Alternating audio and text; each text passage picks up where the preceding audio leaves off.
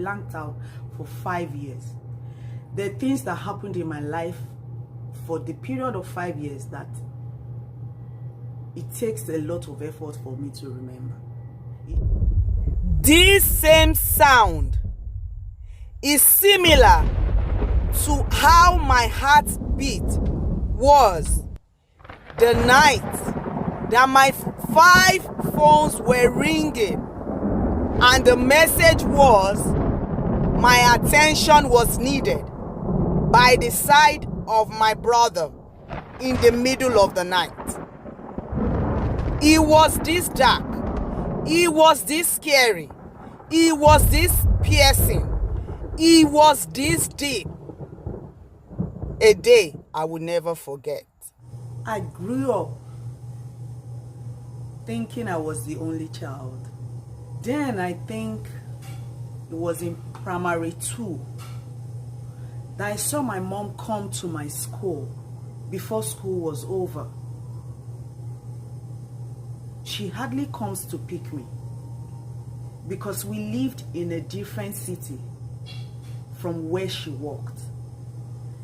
This she did for 12 years plus, flying from Oshogbo, where we lived, to Ilesha, where she worked.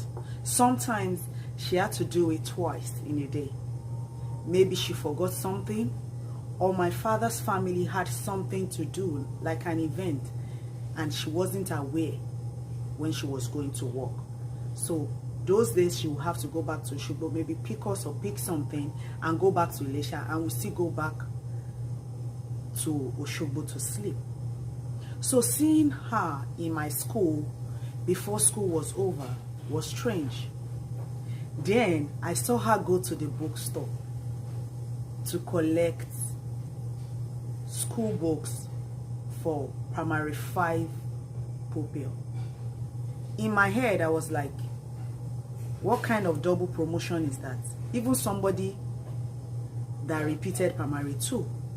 Then I saw this very skinny, dark boy, little boy with him. And that is what I can call the introduction. That was how we lived. So if you're like in your head, how did that happen? Well, I come from a very big family that you can rise up today, as in you can practically wake up today and you will hear Omo Boda Kinini, me too, so and so, and they expect you to blend. So if you're like my children that keep asking me questions that, mommy, how do you expect us to function? We're just hearing about this person and this person and you expect us to bond. That is how we grew up too. You just hear, it could be Muslim name, it could be Hausa name, and you hear so and so is your cousin, is your auntie, is your daddy, you know. A Yoruba girl will have so many daddies and all like that. And it was even like a taboo, asking them who is the real father. I can imagine my son telling me one day that, so grandpa is my uncle, it's my grand uncle. I said, there's nothing like grand uncle, it's your grandfather and it's my own uncle. You know, the children of nowadays want to know so many things. I just did a bit of background, but my family were big, the size is awesome, and we're united. The bond is awesome. I thank God for the kind of family I came from. So back to the gist. But I remember there was a day I shut this boy up that he should just keep quiet, that his mom was dead. You know how children play in the hearing of my mom. So she was like, come, I'm not dead though. I'm his mom. I'm both your mother. I remember that story. Meanwhile, she had to explain to me that the person I thought was his mom was actually my father's older sister that my brother lived with, that has just recently passed away, which was the reason why he came to live with us. So I hope you understand why I felt I was the only child. And I said his mom was dead because I saw him at that my auntie's house. So I thought that was their last born. So I remember there was an explanation like that, and we lived happily after. Talking about my brother with past tense is like the greatest challenge. Apart from the pain, the hurt and everything, you know, using words for him breaks my heart. His memory are so fresh in my head that it's something I don't want to let go of. And I struggle to make the senses right. Okay? Akinwale was a man of honor. Akinwale was honorable to a fault. I remember him dating a particular girl from our town. And they were both in the university. Something I can call matured adults. And the girl came to do a sleepover at our place. And you know what? My brother didn't sleep in the same room with this girl. Protecting the girl, protecting me. He modeled good example to not only me and to everybody around him. Akinwale was a people's person. He had his way around people. Everybody that encountered him had one or two good things to say about him. He could not hurt a fly. Although I heard he broke some of their hearts, as in the girls, I can say he's more like a girl's man. I heard he broke some of their hearts. But you know, I still see those girls flock around him. I think he has his way around them as friends. As in, you know, if a guy, growing up, if a guy breaks your heart, you tend to run away from the guy and his family and all like that. But that was not the case with my brother. My brother was trustworthy. I cannot even boast of hearing my mommy say she had money. Talk less of, you know, she handling her purse over to me. She will never do that. But on so many occasions, I've had to barge into my brother and my mom counting my mommy's money. My brother was an architect. He made lists. I'm sure some of his clients will see this video. My brother will tell you how much and write the exact amount of block and cement.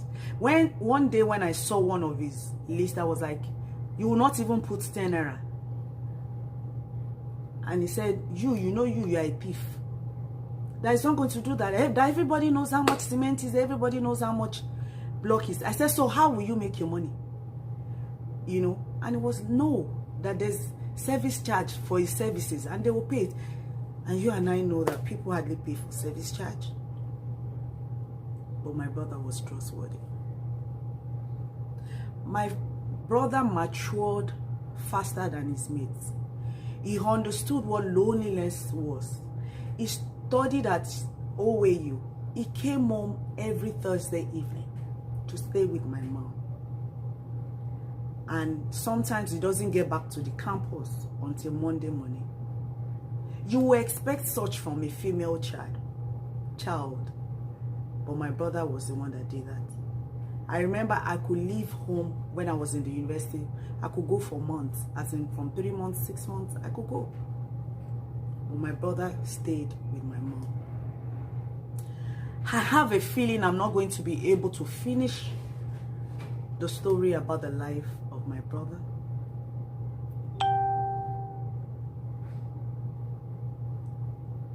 The intention was to share until he died, but I don't think I'll be able to do it in one video because I'm even getting emotional because of the things that led to his death. Yesterday I was talking to somebody and she was like, her friend said she didn't know her. She was so hungry. I said no, that this is something that happened to me that I blanked out for 5 years. The things that happened in my life for the period of 5 years that it takes a lot of effort for me to remember. In short, some of them I do not even remember. It's people that call my attention to it, and gradually they help me. I will not be here today if not for the support I got from people, and that is why I started what I tag I see a miracle in this, is to let people find purpose, is to let people have joy. Because personally, I have embraced bitterness, I have embraced sorrow for those 5 years, thinking that was the only thing I deserved, not knowing that even in death, okay, even in grief, even outside of my grief, or rather with the story of my own grief, I can bring comfort to whoever that is grieving. I want to use the story of my brother and my loved ones that have gone to be with God in glory to bring comfort to as many people. The people that know me physically, they know that I've done this to some extent. People have drawn strength from me, but I want to share it with a larger audience. I want people to feel free to talk about their loved ones without the oath. I have gone past having to hold grudges against people or calculating in my head how unfair life has been. I think I deserve joy, and I've embraced it, and it's what I want to do with I See a Miracle in This, because really people have stood up to support me.